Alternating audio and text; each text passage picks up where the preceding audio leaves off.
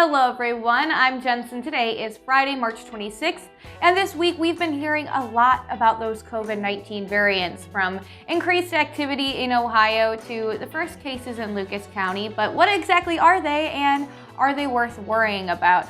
I have all that information to get you in the loop. Now let's quickly start with the basics. Coronaviruses are named for the crown-like spikes on their surface, and according to the CDC, scientists monitor changes in the virus, including changes to those spikes.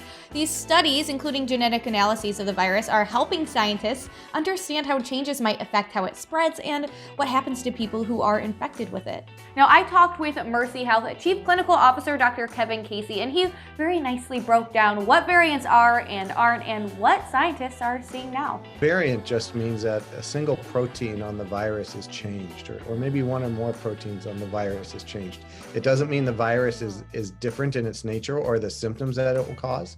In the case of the variants that we're seeing, they tend to be a little bit more infectious. So they're more easily spread from person to person, but they don't seem to make the people quite as ill.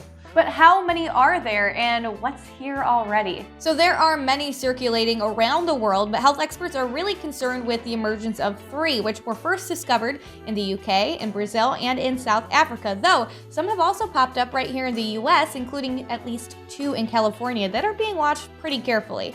And Ohio Department of Health Chief Medical Officer Dr. Bruce Vanderhoff said the Buckeye State is now seeing increased variant activity.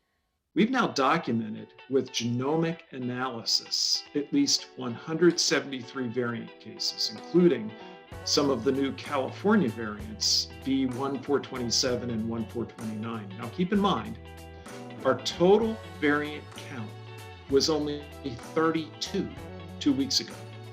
So this is not the time for us to throw caution to the wind.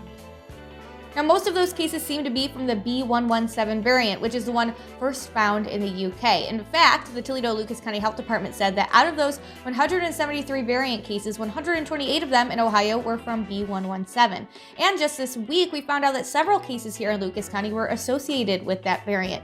But no additional precautions have been recommended by the Ohio Department of Health because of this, but everyone is encouraged to stay vigilant on the current mitigation strategies, including maintaining 6 feet of social distancing from people outside of your home, proper use of facial covering when in public or around individuals outside of your household, staying home when you don't feel well, avoiding crowds and poorly ventilated spaces as much as possible, and getting a COVID-19 vaccine when available to you. While it is a different type of variant of the virus, it's the same virus.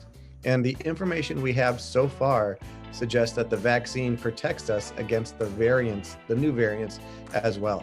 And the good news is more and more people are getting the vaccine. And today we learned that 3 age groups in Ohio have gotten past 70% in terms of getting their first shot. And on Monday, all Ohioans 16 and older become eligible, although you can start scheduling right now. Just go to gettheshot.coronavirus.ohio.gov and you can find appointments by county or by zip code. Or if you or someone you love has trouble accessing or navigating the internet, you can call the Ohio Coronavirus Hotline at 1-833-427-5634 and someone will help you get signed up. But even as we're getting more and more people vaccinated, our progress in the fight against the virus is starting to plateau. And we've seen neighboring states like Michigan and West Virginia have spikes in certain areas, but now we're starting to see our numbers creep up a little bit as well. Now let's look specifically at our cases per 100,000 people. This metric is really what has most of our attention because, as a reminder, Ohio Governor Mike DeWine said that once we hit 50 cases per 100,000 people over a 2-week period, all public health orders will be dropped.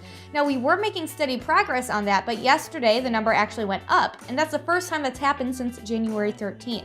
So yesterday, DeWine said we were at 146.9 cases per 100,000 compared to last week when that number came in at 143.8. But to be fair, both of those numbers are well below where we were just a few months ago at the peak of the pandemic. On December 16th, we were at a whopping 845.5.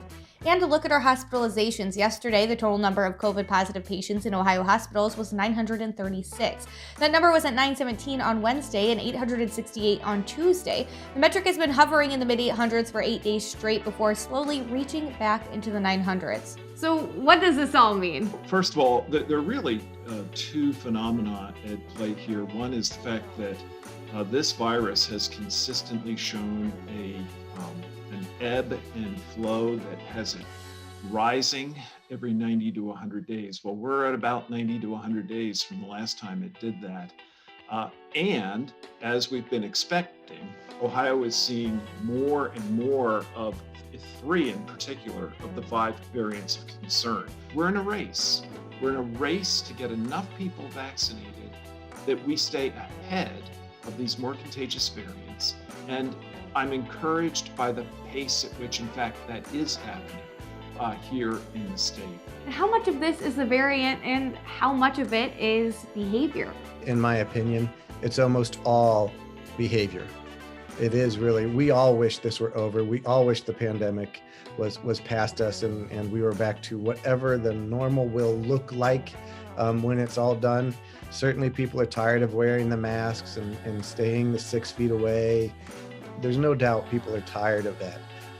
But we're not out of the pandemic yet. And if people continue to do things like this, it's just going to make it last longer. But that's all I have for you today. For more information on the latest data in Ohio or how to find an appointment, check out the link in the description of this video. But if you liked this video, hit that like button and of course subscribe to our YouTube channel. I'm Jensen and now you're in the loop.